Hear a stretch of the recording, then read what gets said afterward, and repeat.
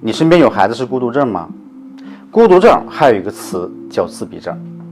如果有啊，那么你一定对冰箱妈妈这个词不陌生，因为有一个理论认为啊，自闭症的孩子是由于妈妈的冷漠造成的。我们可以设想一下哈，你身边的某个孩子从不会拿正眼看人，也不会和父母亲近，更不会和其他小朋友一起玩耍。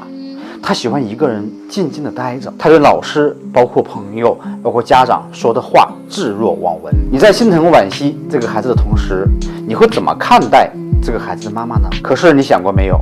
我们这种眼光和认知，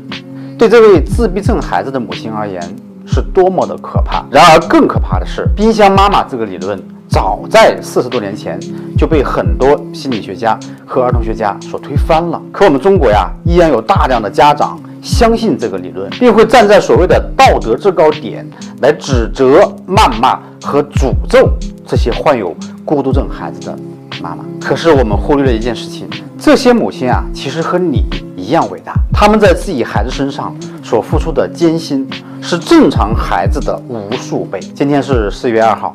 世界孤独症日。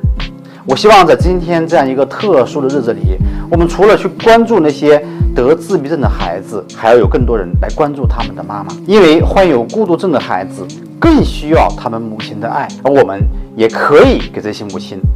更多爱。孩子安全无小事，我是孩子门庭官，关注我，学习更多安全育儿知识。